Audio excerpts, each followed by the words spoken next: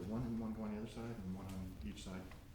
And then, so, if you don't mind, Chief, go ahead and say and spell first and last name. We always do that to start, so everybody back at our stations that would look at it over the next day or two would have that. Okay, it's Tracy, Traci, Kuzminski, Kuzminski.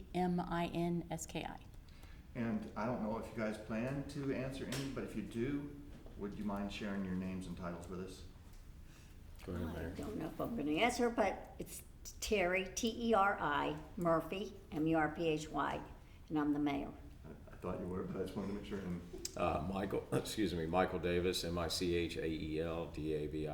City Manager. okay, just in case, just in case there's questions, and one of you handle it, that way we already have it.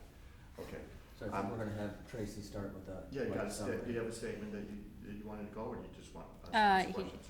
Aaron just said to give a rundown of like, Perfect, What happened? perfect. Yeah, that'd be great. So just launch right into it. okay. We received a call, the first 911 call was at 20:25 on that evening. Our first arriving equipment was at 20:30. They immediately realized the extent of the fire and requested a second alarm. The first arriving crews attempted to make entry, was pushed back out because the fire was above their head, decided to fight it as a defensive because of the dangers. We had multiple mutual aid companies come in, 7 fire departments. We used over about 20 million gallons of water on the fire estimated. Crews have worked on the scene over 56 hours straight. The fire was called out at 16:34 on Tuesday, March 24th. It was completely out at that time. We had some challenges during the fire. The wind mainly that night kept changing directions. It was ranging from about 40 to 50 miles per hour. So that definitely had a slight impact on our operations. The storm in the middle of it, we had to take shelter. We can't have firefighters on ladders or aerial devices while it's lightning. And the location of the fire, on the roof in the middle of the fire, building is over 700 square feet. It's very hard to locate or to reach those fires with any fire equipment. Other than that. Chief, if you don't mind, and go back to when you guys first arrived, take me through a little bit of that whole, because no one's telling, I mean, they're saying this building's on fire. They're not saying exactly where the fire is, so you guys kind of have to determine that. Take me through how you actually did try to go inside and realize that wasn't gonna work. They attempted to go inside and realized the fire was above them on the roof. So we do not fight fire inside a building when a fire is above us. That's standard procedures for all departments. And that's when they realized it was the roof membrane on top that was on fire. They did attempt to try to go up a mezzanine, and when they opened the door, the fire was blowing back in, and then they exited the building, and no one was allowed to go in. So. Were there people, workers in that building when you guys first got there, or had the company already made evacuations? Talk about that a little bit. We were told when we arrived on scene that everyone was out of the building and accounted for. When it did become safer for us to make entry, we did do a quick sweep and then exited the building. And again, everybody was accounted for and no one was found. So. And you talk about how you went in, and I know you did some over the ensuing days and hours as well. But there was never really any fire from inside that you could fight. Basically, it Correct. wasn't really in there. It was. So what you'd be spraying water against the ceiling, not doing anything to the fire. Correct. Yes, it was all on the roof. So, there was no way to attack it from the inside safely at all. Talk about this. You said 700,000 square foot building. It's huge. These ladder trucks are very big, but that still doesn't mean you can position them, even with those incredibly powerful, water cannons you have, and always be hitting exactly on the fire. Was that a problem throughout those hours and even into Monday and Tuesday? Yeah, the ladder trucks are not able to reach maybe 200 feet in from the building, and that was like 400 feet in from the sides of the building. So no matter, we could have called 100 ladder trucks, none of them were going to reach it, and it was even made it more difficult with the wind because the wind was just coming right back at us. But we even called the largest one in Montgomery County, and they were also unable to reach it. So I saw it. It looked to me, but on Tuesday, you might have changed some tactics after you had that flare up, and you felt good enough that you could maybe put some firefighters on the roof and then they could get closer to it. Can you talk me through that a little bit? They had put a few on the roof, to try to put the last little bit out, once we determined that that part of the roof had not been burnt yet. We put some inside, and once it flared back up, they dropped in and exited the building. It was mostly the last little part that was smoldering and burning, and every time you'd hit it with water, it would flare back up in order for us to attack it correctly. So you declared it out, I think you said 4:34 Tuesday, so about 4:30 Tuesday afternoon. Have you gotten to the point yet, are you, like, what's next then, before you can start investigating cause? I mean, what do you have to do next after declaring it out? Currently, we're waiting for the structural engineers to deem it okay for our investigator to go in and do the investigation to see what might have caused the fire. They're also going to bring the state in to kind of assist a little bit, but right now we're just waiting for the report from the structural engineers. And when you say, is that like some assistance from the state fire marshal's office or Yes. something like that? Mhm. So they'll come in and work with your investigators? And is there a timeline on how long that might take?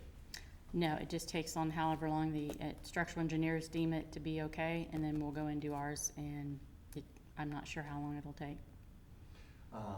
Through this whole time, obviously, you're working with the company as well. How would you describe your relationship or throughout those 48 hours with the company? The FUYA was excellent. They were very helpful. Anything we needed or asked for, they accompanied us. If we needed equipment moved from around the building, they were quick to get it out of our way. They've been extremely helpful. Talk about calling in EPA. People sometimes immediately think you found something bad, that's why you call them in. Talk about how it works. On a fire this big, just because due to the runoff of the water in the air, I decided to give them a call just to set people's minds at ease. We were also following what was going on the news, and some misinformation had got put out there. So we wanted people just to be certain that, it was safe. I mean, it's not safe to breathe any smoke, no matter if it's your campfire, but we wanted to make sure they knew it wasn't chemicals that were actually burning. So. And talk about the preliminary or the results you've gotten so far from both of those agencies, I think the Ohio EPA and the US EPA, in general, talk about what the results you've got from them. The US EPA did monitoring for 2 days straight for 24 hours. They only found a very minor increase in it when it flared back up Tuesday, but other than that, they've left the scene and everything's back to normal readings.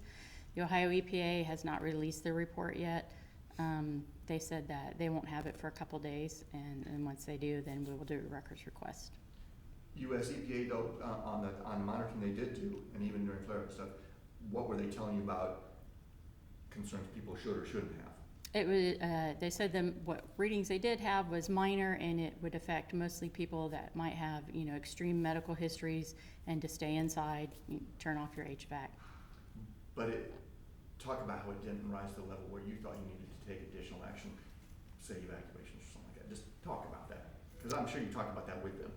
Mm-hmm. Right. Once they came in, they said that they weren't seeing anything that would deem that anybody needed to be evacuated or, even a shelter in place. They weren't getting any readings. So we discussed it, and they said there was not an issue. So. It's great to have FUYA in your city, because that's great that, fill a plant that was empty once, and you've done such a great job of attracting, business back to the city. But when they build these massive plants, even when it was a truck and bus plant, a GM plant, Mm-hmm. that presents a lot of challenges when there's a fire at one of those buildings, Mm-hmm. right? Absolutely. Mm-hmm. Have you, in the past, since they've been back in those buildings, talk about how your department probably has done walkarounds in there. Talk me through that. We do walkthroughs of the buildings, probably about once a year, to make sure the layout's still the same. We have pre-plans of the buildings to make sure we know where all the locations of everything is.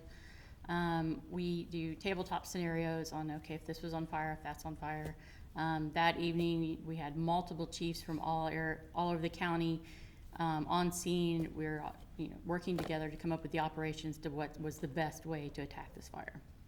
I noticed, that, I mean, there's, after the building was built or as the building is being built, I mean, yeah, obviously, there's hydrants all around it within what looks like 10 or 15 feet of the building. Yes. Are there also inside the building hydrants that your firefighters could hook to if the situation were correct to be able to make that effective?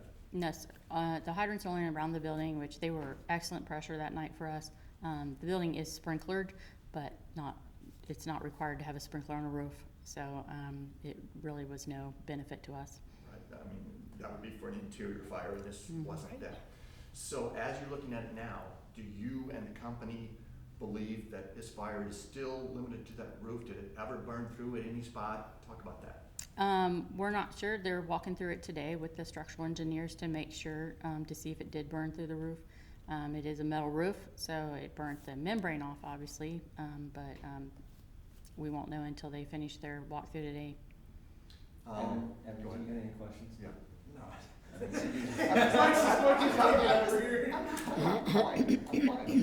I was just like, okay, one more for Mike, one more. What turned out to be the most unexpected obstacle for you all? The most unexpected was the wind alone.